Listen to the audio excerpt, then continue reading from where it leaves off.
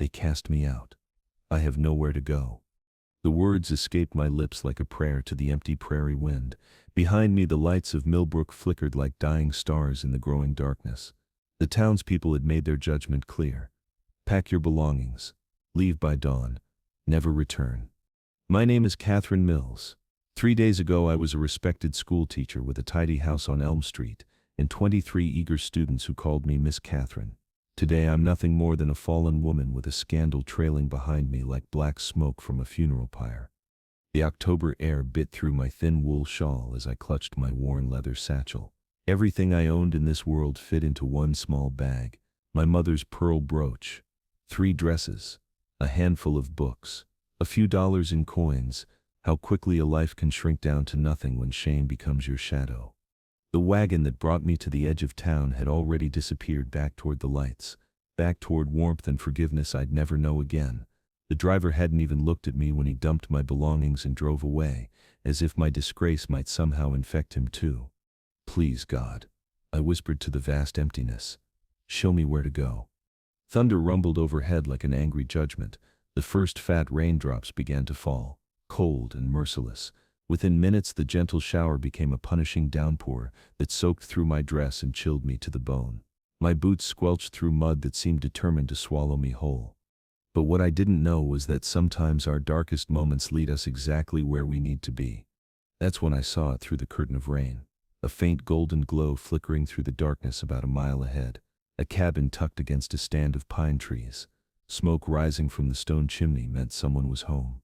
Someone who might take pity on a woman caught in nature's fury. My legs trembled with exhaustion as I stumbled toward that beacon of hope. Each step was a prayer. Each breath was a plea for mercy. Behind me my old life had ended in shame and exile. Ahead lay only uncertainty and the slim chance of human kindness. I stumbled up the rough wooden steps and knocked with my frozen fist. The sound echoed through the storm like a desperate heartbeat. Please, I called out, my voice barely audible above the wind. I'm caught in the storm. I need help. Heavy footsteps approached from within, slow, deliberate, cautious. The door creaked open to reveal a tall man with dark hair and suspicious gray eyes. Lamplight from inside cast dancing shadows across his weathered face. He wore a simple flannel shirt and work pants. What do you want? His voice was rough as sandpaper, unused to conversation. Shelter. Just until the storm passes, I beg you. You're the school teacher from town, he said. Not a question, a statement of recognition. Something shifted in his expression. Understanding, maybe, or recognition of shared pain that ran deeper than words could reach. He stepped aside and gestured into the warmth. Come in. The cabin was small but surprisingly clean. A fire crackled in the stone fireplace, casting dancing light across simple but well-made furniture. No decorations graced the walls except a single faded photograph on the wooden mantel. Garrett, Samuel Garrett.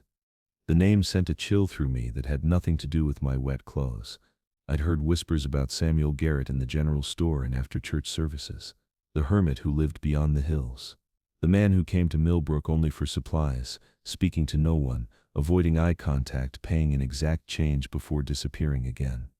Some of the church ladies claimed he was dangerous. Others whispered he was simply broken by some unspoken tragedy.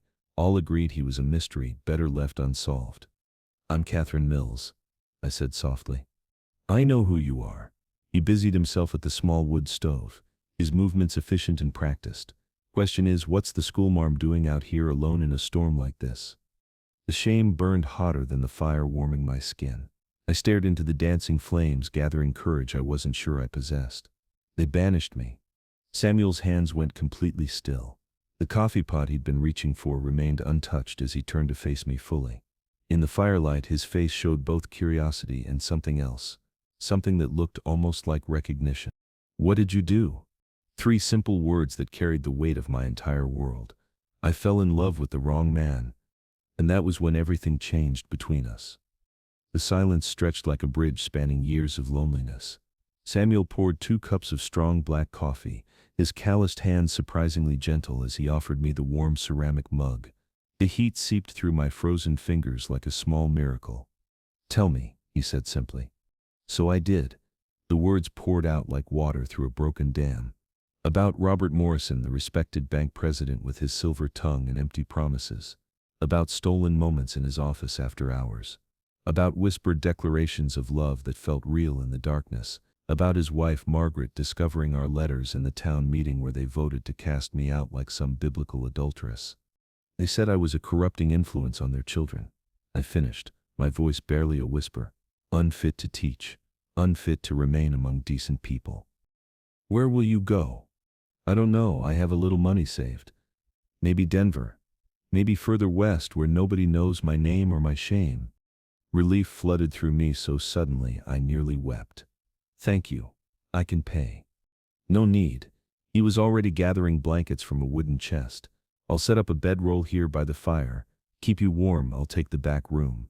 But what I didn't know was that Samuel Garrett hadn't spoken this many words to another human being in over 2 years. He arranged the bedding with careful precision, then hesitated at the doorway to the back room. Lock the door if it makes you feel safer, he said quietly. You don't have to. Yes, I do. His eyes met mine across the flickering firelight, and I saw something there I hadn't expected. Respect, understanding, pain that matched my own. A woman alone deserves to feel safe, especially after what you've been through. There was something in his voice. A depth of sorrow that suggested he understood exactly what it felt like to lose everything, to be judged, to be cast aside by the very people who once claimed to care. That night, I lay wrapped in his rough wool blankets, listening to the storm rage outside like all the furies of hell. But inside, warmth surrounded me like protective arms. The fire crackled softly. The cabin creaked and settled like a living thing, offering comfort. For the first time in days, I felt something other than despair. I felt hope. Yet the real surprise was still waiting in the morning light. Dawn broke gray and quiet over the mountains. The storm had passed, leaving behind the clean scent of washed earth and pine. I woke to the sound of Samuel moving quietly around the cabin, trying not to disturb me. Morning, he said, when he saw I was awake. His voice was softer than it had been the night before. Good morning. I sat up, suddenly aware of how I must look. Hair tangled, dress wrinkled from sleeping in it. I should go. You've been kind enough. Where? The question was simple, but it stopped me cold. I had no answer. No plan. No destination beyond running as far as my small savings would take me. Samuel poured coffee into a tin cup. There's biscuits if you're hungry. I don't want to impose. You're not. He set the cup beside me. Been a long time since I had company for breakfast. But what I didn't know was that Samuel had been awake most of the night, wrestling with memories my presence had stirred. I sipped the bitter coffee and studied his face in the morning light. Strong jaw covered with dark stubble, lines around his eyes that spoke of years spent squinting into sun and wind. But it was his hands I noticed most, scarred and calloused from hard work, yet gentle when he'd given me the towel. You said you knew who I was, I said carefully. Do you know what they're saying about me in town? Some of it. He leaned against the kitchen counter, coffee cup cradled in both hands. People talk. And what do you think? Samuel was quiet for a moment. I think you're not the first person to make a mistake with their heart. Something in his tone made me look up sharply. There was pain there, old and deep and carefully hidden. Is that what happened to you? The question slipped out before I could stop it. His jaw tightened. That's not your concern. I'm sorry, I shouldn't have. Her name was Elizabeth. The words came out rough, like they hurt to say. My wife. She died 3 years ago. The photograph on the mantel. The woman with the secret smile. I'm sorry for your loss. Wasn't loss that drove me out here. Samuel set down his cup with shaking hands. With shame, and that was when I realized we were more alike than I'd imagined. She got sick, he continued, staring into his coffee. Fever that wouldn't break. I rode to town for the doctor, but he was drunk, too drunk to come help her. Samuel. So I went to the next town, and the next. By the time I found help and got back, he stopped, jaw working silently. She was gone. He nodded. Town blamed me for not getting help fast enough. Said if I'd been a better husband, she'd still be alive. My heart ached for him, for the guilt he carried like stones in his pockets. That wasn't your fault. Wasn't it? His gray eyes met mine. I failed her when she needed me most. You tried. You did everything you could. Tell that to the good people of Millbrook. They made their feelings clear enough. So that's why he lived alone, why he avoided town except when absolutely necessary. He was carrying the same burden I was, the weight of other people's judgment. 2 years, built this place with my own hands, raise a few cattle, keep to myself. Don't you get lonely? Samuel looked at me for a long moment. Every damn day. The honesty in his voice stole my breath. Here was a man who understood exactly what I was facing, the isolation, the whispers, the way people crossed the street to avoid you. I should leave you in peace, I said softly. You've already done more than enough. I had no answer, none that made sense anyway. Place is too big for one person anyway. You could help with cooking, cleaning. I'll pay fair wages. People in town won't like it, I warned. They'll say things, make assumptions. Let them talk. His voice carried a strength I hadn't heard before. They've already made their minds up about both of us anyway. Hope sparked in my chest like kindling catching flame. A chance to start over, to build something new from the ashes of my old life. Are you sure? I asked. Haven't been sure of anything in years, Samuel admitted. But this feels right. I looked around the small cabin that had sheltered me from the storm, at the man who'd offered kindness when the rest of the world had turned its back. Then yes, I'll stay. 3 weeks had passed since I'd taken shelter in Samuel's cabin. 3 weeks of careful routine and polite distance. We moved around each other like dancers who knew the steps but never dared to touch. But underneath the calm surface, something was building between us like pressure before a storm. Coffee's ready, I called out as Samuel returned from the north pasture.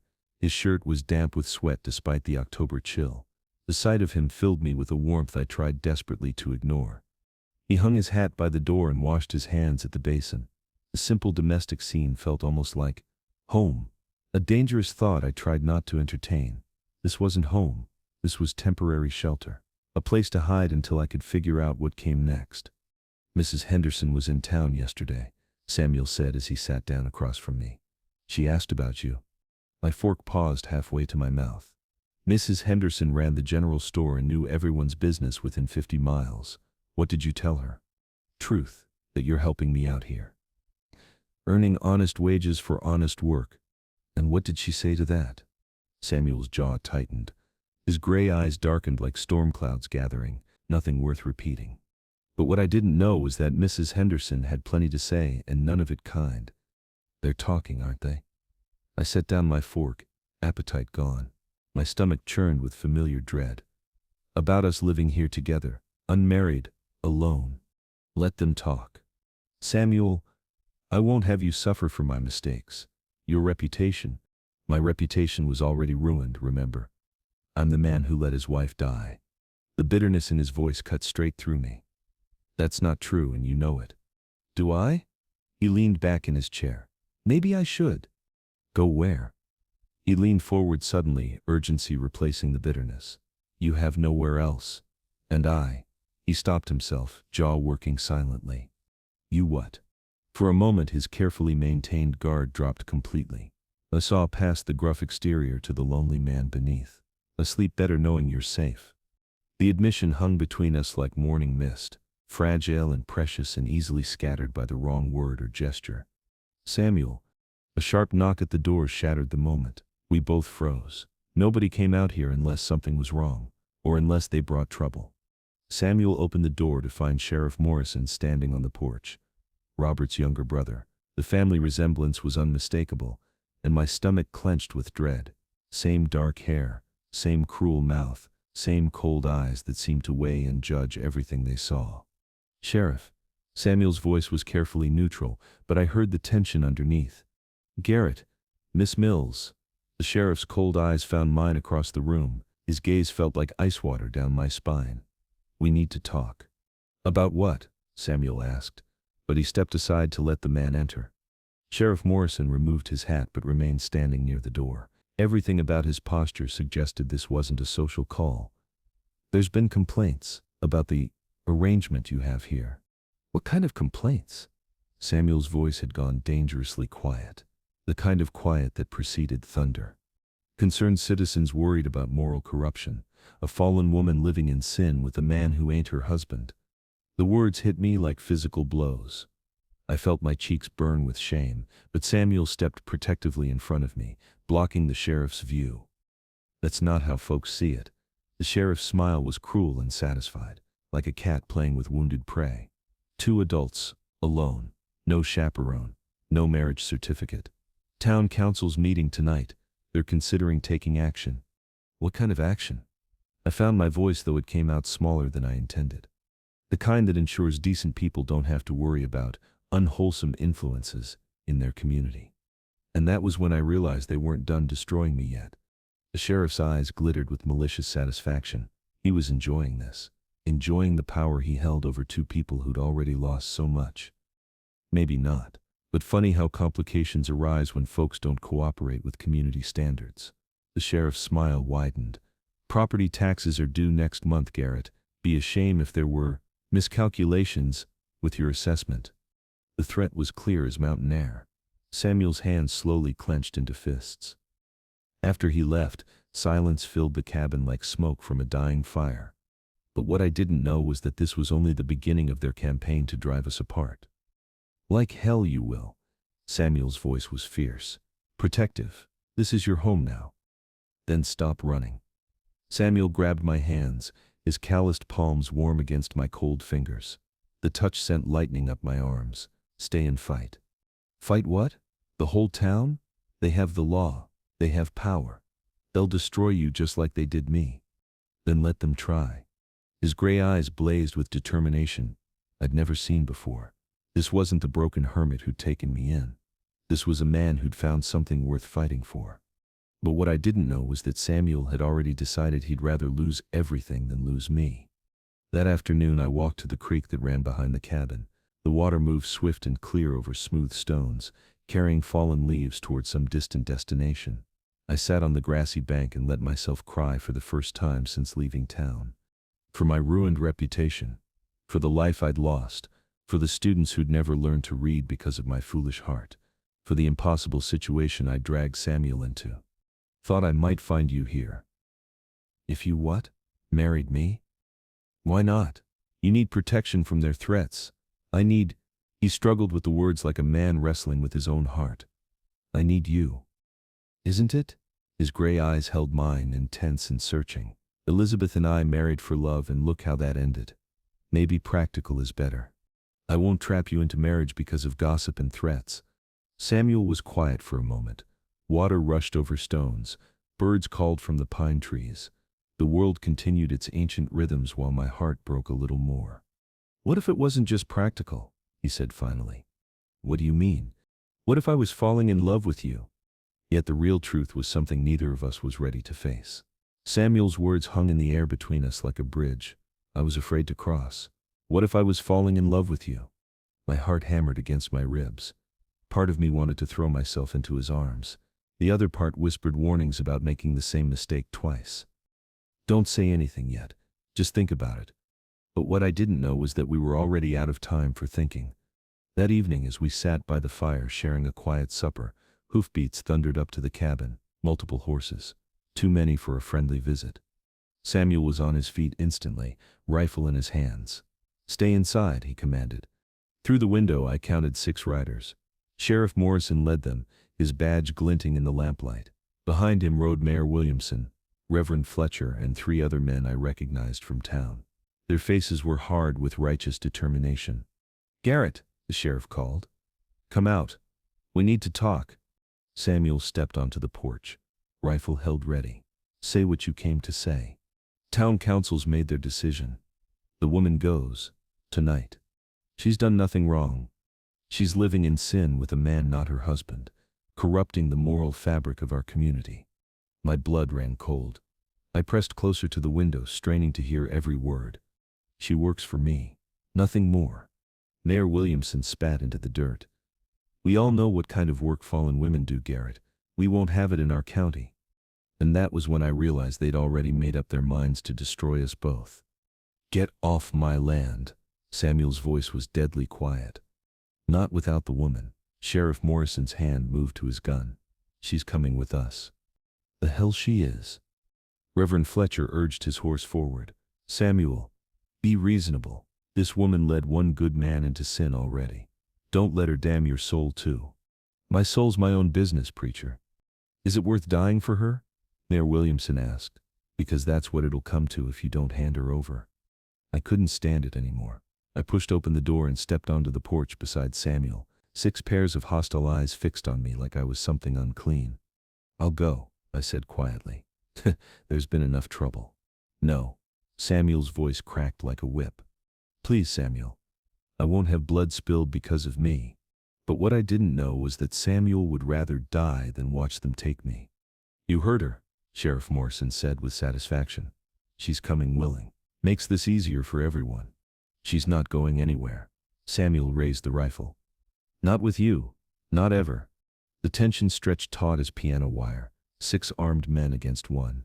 The odds were impossible, but Samuel stood his ground like a mountain refusing to move. Don't be a fool, Garrett, Mayor Williamson snarled. We got you outnumbered 6-1. Then you better make sure you kill me with the first shot, because I won't go down easy. My heart shattered watching him. This stubborn, broken, beautiful man ready to die for me. Samuel, please. Get inside, Catherine. The use of my first name sent electricity through me. He'd never called me anything but Miss Mills before. I said, get inside. Don't you dare order me around. I stepped up beside him. If you're making a stand, we make it together. Something shifted in the mounted men. They'd expected a quick surrender. Instead, they faced 2 people united in defiance. Yet the real surprise was about to change everything. Reverend Fletcher cleared his throat. Perhaps there's another solution. All eyes turned to him. What kind of solution? Samuel asked suspiciously. Marriage. If you wed her proper before God and witnesses, the moral objection disappears. Sheriff Morrison's face darkened. That wasn't the plan, preacher. It's a better plan than bloodshed. The Reverend's eyes met mine. Miss Mills, would you accept marriage to Mr. Garrett? The question stole my breath. Around us the night held its breath too.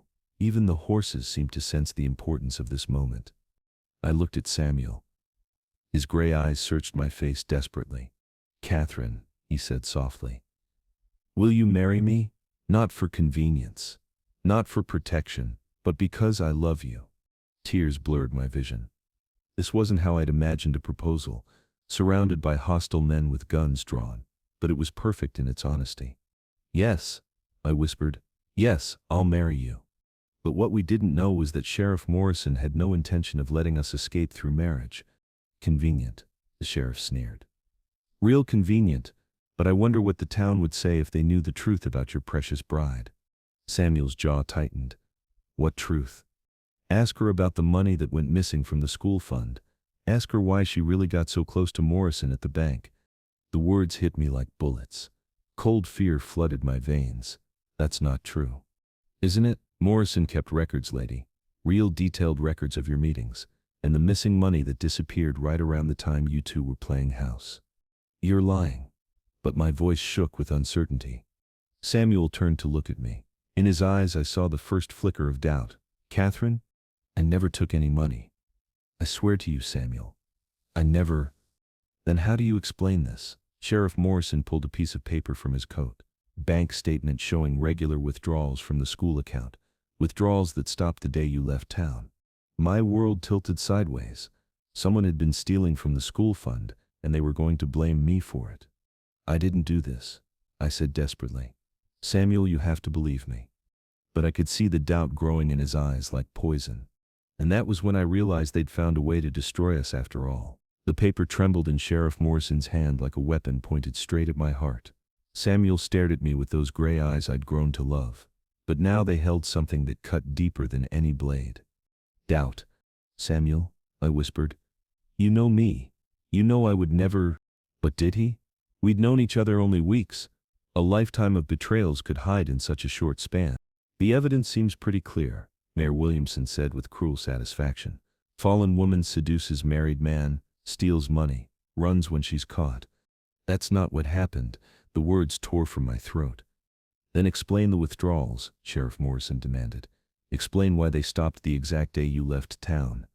My mind raced desperately. Someone had been stealing from the school fund. Someone with access. Someone who knew about my meetings with Robert. Someone who. And suddenly I knew. But what I didn't know was whether Samuel would believe me when the truth seemed impossible. "It was Margaret Morrison," I said quietly. The sheriff's face went white. "What did you say?" "Your brother's wife. She knew about the affair. She had access to Robert's bank records. She could forge signatures. The pieces fell together like a puzzle I'd been too blind to see. She framed me." "You lying." "Ask Robert," I challenged. "Ask him who really had access to those accounts. Ask him who discovered our letters and had weeks to plan revenge." Samuel stepped closer to me. "Not away." "Closer. Catherine? I swear to you on my mother's grave. I never took a penny that wasn't mine." For a heartbeat, the world held its breath. Then Samuel lowered his rifle and took my hand. "I believe you." Relief flooded through me so powerfully I nearly collapsed. But Sheriff Morrison wasn't finished. "Touching. Real touching. But it doesn't matter what you believe, Garrett.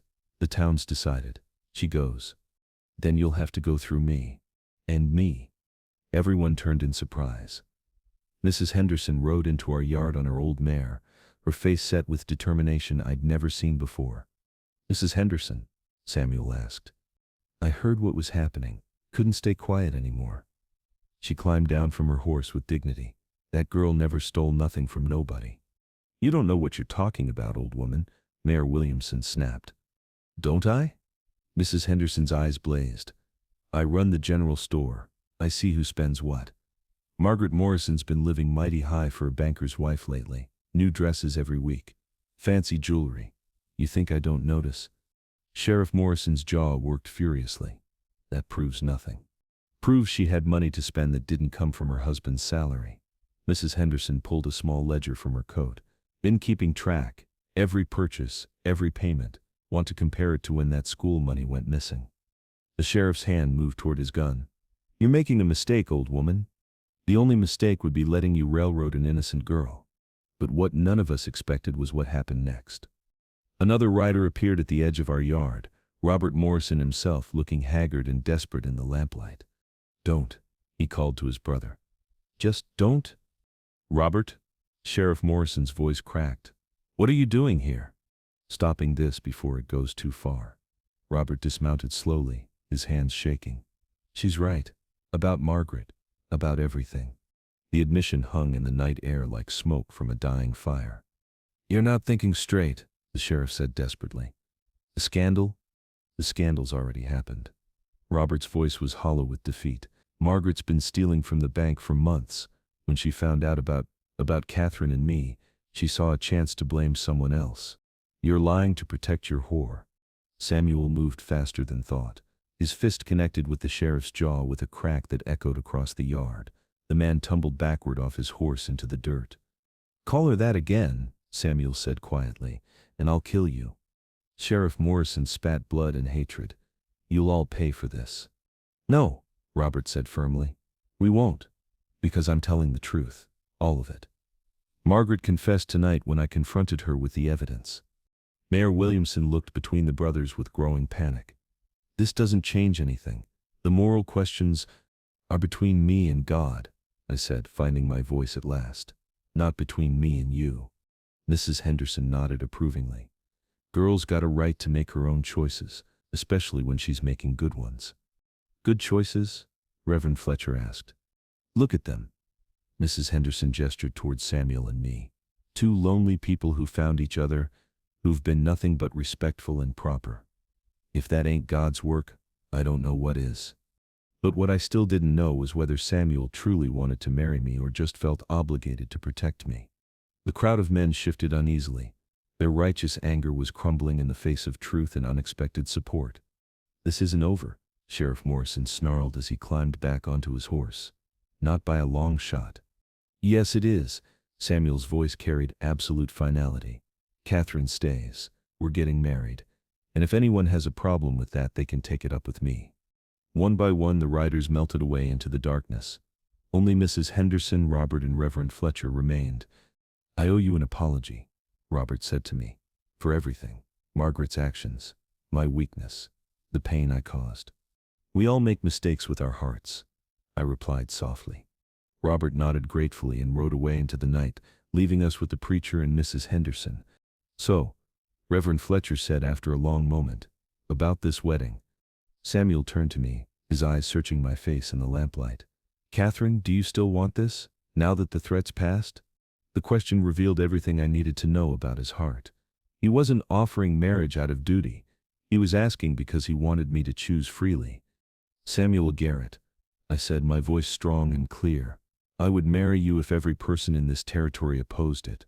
I would marry you if we had to live on beans and hope. I would marry you because when I look at you I see home. His smile was like sunrise after the longest night. Then we better find you a proper dress. Mrs. Henderson clapped her hands together. I've got my grandmother's wedding dress stored away. It'll fit you perfect, honey. When?